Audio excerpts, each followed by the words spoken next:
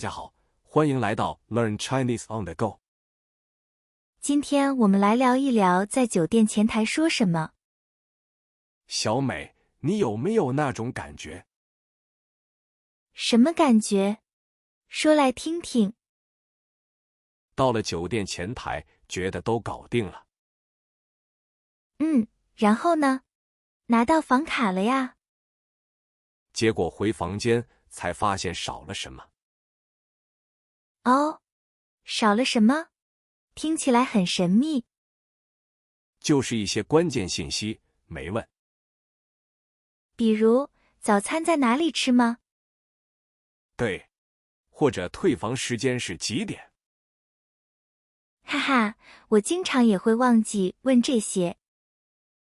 好像前台的人也默认你知道。没错，他们不会主动告诉你。所以学会主动问很重要。那么，最常问的是什么呢？我觉得是你好，我预定了房间。然后报上自己的名字。对，或者出示身份证件。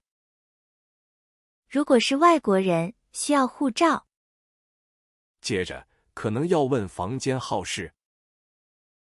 早餐在哪里？几点开始？还有退房时间是几点？这些都是非常实用的句子。但有时我还会问些特别的。哦，比如呢？有什么特别的？比如周围有什么好吃的？这个好。或者附近有超市吗？还有酒店有健身房吗？或者洗衣服的地方在哪里？这些问题能让旅行更方便。是的，还能体验当地生活呢。我有一次想问是否有公交卡。酒店一般不提供这个服务吧？是啊，所以前台有点忙。哈哈，这种小插曲很有趣。所以问之前要想想是否合理。但大胆说出来总是好的。就算语言不通，也能比划。对，前台通常很乐意帮助。哪怕只说几个词，他们也懂。比如水或者毛巾。有时还会问有空房吗？或者我想延迟退房，可以吗？这就需要更多礼貌的说法了。请问和谢谢是万能的。对，笑容也是最好的语言。我觉得和前台沟通很有趣。是了解一个地方的开始。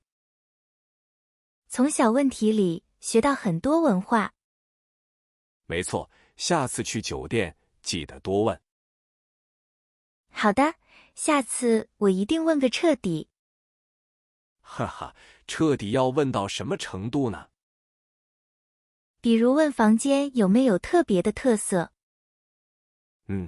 这是个很好的切入点。还有电源插座够不够我们用？哎呀，这个细节真的太重要了。我就遇到过不够用的情况。是啊，设备多，但插座总是少。所以要提前确认一下才好。也可以问酒店有没有转换插头。没错，这种小物件很实用。你有没有尝试过需要额外枕头？很少，但确实可以学着开口。就说麻烦再给我一个枕头。哇，简单明了，听起来不错。记得再加句谢谢就更好了。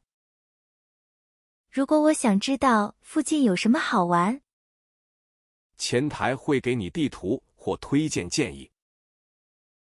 我发现他们推荐的都挺地道。尤其是一些本地特色小吃店。哦，那真是难得的宝藏信息。有次我问哪里能买到常用药，结果呢？他们有具体帮助吗？他们直接告诉我药店和方向。太贴心了，这服务真周到。关键还说了药店的营业时间。这就体现了他们的人文关怀。很多酒店都会提供这些帮助，但我们得主动去询问才行。对，千万别不好意思开口问。问了才能知道有没有吗？你觉得问早餐几点结束和洗衣服务怎么收费呢？这两个哪个问题更常被问到？我觉得早餐问题会更普遍些。哈哈，毕竟民以食为天嘛。有些酒店会提供叫醒服务的。那个用中文具体要怎么说呢？就说请给我一个叫醒服务。哇，这个表达听起来很地道。也可以加早上几点叫醒我。我还想过问寄送快递的事情。哦，寄包裹要怎么问前台呢？比如这里能寄快递包裹吗？这个很实用，我下次也要试试。他们有时甚至会帮忙代收发。那要是遇到语言不通的情况？哎呀，这可就真的麻烦了。比如复杂的投诉要怎么处理？那需要更多沟通的技巧。下次我们专门聊聊那个难题。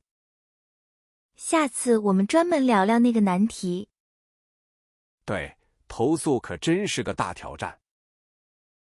咱们先说些日常的请求。比如问 WiFi 密码怎么说？最简单就是 WiFi 密码。再加个是什么就行了。没错，非常直接且实用。那问早餐在哪里吃呢？请问早餐在哪里用餐？哈哈，这个也挺简单的。很多日常对话都很直接。我还想过问洗衣服务。这里有洗衣服务吗？如果有，费用怎么算呢？洗衣费用是多少钱？这些都挺有用的。有一次我急着洗衣服。然后呢？发生了什么事？前台推荐了自助洗衣房。哦，自助洗衣房怎么说？就说自助洗衣机就好。哇，这个说法很地道。对，能省不少麻烦呢。我发现大家问问题时，是不是总爱用请问？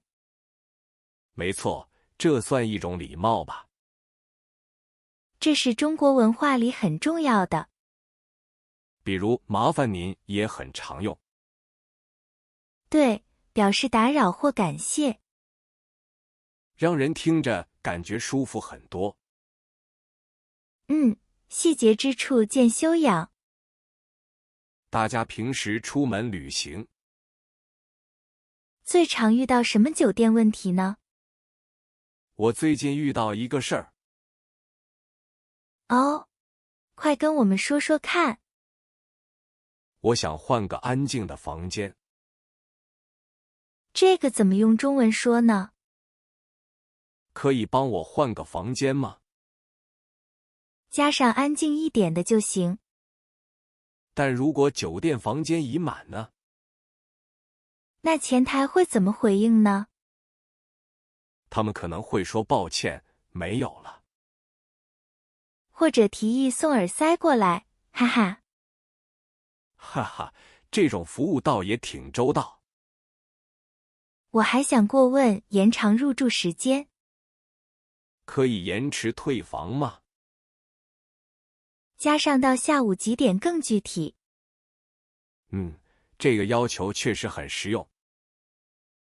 还有退房时结账的说法，对，比如我要结账，或者请帮我办理退房。哈哈，没错，更有礼貌。我有次结账，账单不对。哦，然后你怎么办的？我就问这个费用是什么？太对了，我就遇到过一次。快说说你的经历吧，我好奇。我问这笔账为什么多了，他们怎么解释的呢？原来是多算了迷你吧。哦，那要怎么确认呢？可以说请给我看明细。这很实用，防止出错。酒店一般都会马上核对。这种细心真的很重要呢。是啊，有时细节决定体验。那如果有东西忘记拿了呢？比如我好像有东西落下，然后请帮我找一下。哈哈哈，有一次我掉了个 U 盘。天呐，最后找回来了吗？找回来了，酒店服务很好。那万一退房要开发票呢？请给我开一张发票。这个在中国也很常用。大家觉得开发票难吗？哈哈哈，对有些人来说有点。要注意抬头和税号哦。这些都是文化习惯的一部分。对，比如付款方式就不同。说到付款，现在都用手机。没错，很少用现金了。可以用微信支付吗？或者支付宝可以吗？几乎所有地方都支持。这简直是中国的特色。速度快，操作起来又方便。我第一次用时很惊讶。我也是，完全不用带钱包。这真是改变了生活方式。确实，尤其在酒店结账时。但如果遇到网络不好呢？哈哈，那确实会有点麻烦。还有一种情况很考验人。哦，是什么让你头疼的？比如提前退房，如何沟通？啊，这个确实更复杂些。是不是要扣一些费用呢？下次我们可以聊聊这个。是啊，提前退房确实挺烦的。一般会看你当初的预订条款。有些酒店会扣钱。对，这可能算作违约金。哦，原来官方说法是叫这个。不同的酒店政策不同。那得提前多久说呢？最好是入住前就确认好。但有时候计划会变啊。是啊，上次我就遇到过。怎么解决的呢？快说说。我当时直接打给前台。他们当时的态度怎么样？解释了情况，表示歉意。然后呢？他们同意了吗？有些会酌情处理，很灵活。哇，这要看运气吗？不完全是，看沟通技巧。怎么才算好的沟通呢？语气要礼貌，态度要真诚。确实，没人喜欢被责怪。还有就是早点告知。越早说越容易解决吧。对，给他们留出时间。我上次就忘了提前说。结果怎么样？有扣钱吗？还好，前台小姐姐很友善。哈哈，运气真是不错。你觉得这种处理方式在中国常见吗？我觉得挺普遍的。为什么中国的酒店服务会这样呢？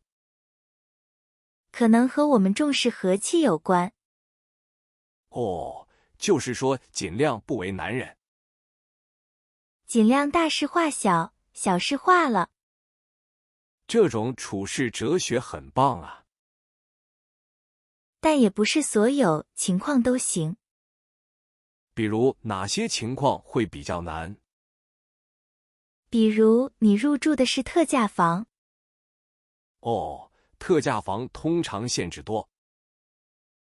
还有酒店满房的时候。那他们很难退给别人了。确实，空置就是损失了。所以提前沟通是关键。对，能避免很多麻烦事。哎，说到酒店里的麻烦事啊，你是不是又想到什么难题了？如果房间出了问题怎么办？比如热水器坏了那种吗？或者房间有异味。哈哈，那确实更考验人了。是啊，要怎么跟前台说呢？可以说房间有点问题。然后再具体描述问题吗？对，比如热水不热了。或者房间里有奇怪的味道。没错，要说得清楚一点。如果他们听不懂怎么办？可以用手机翻译给他们看。哦，这是一个好办法。或是直接给他们看照片。视觉沟通更直接。态度也要客气一些。即使心里很不高兴。是的，保持礼貌很重要。这样他们会更愿意帮忙。对，更容易解决问题。如果他们解决不了呢？可以问能否换一个房间。我能换一个房间吗？没错，这样问很直接。或者要求退一部分钱。能给我一些补偿吗？这个就比较难开口了。所以要先尝试换房间。了解，先礼后兵嘛。哈哈，可以这么说。看来住酒店也有大学问。学习这些表达很有用。对啊，能用中文解决问题。这种成就感会很大。还能避免很多误会。是的，沟通很重要。尤其是在异国他乡。掌握这些词句真不错。感觉更有安全感了。对，出门在外不担心。以后入住酒店就不怕了。没错，轻松自在的玩。这一期真是收获满满啊！不只学会了词句表达，更重要的是沟通技巧，还有文化中的小细节。那么，亲爱的听众朋友们，你们在酒店住过的时候，有没有遇到过特别的事？欢迎大家在评论区告诉我们你们的故事和实用建议。下一期我们将去逛逛市场，学习如何讨价还价购物。期待下次和大家再见面。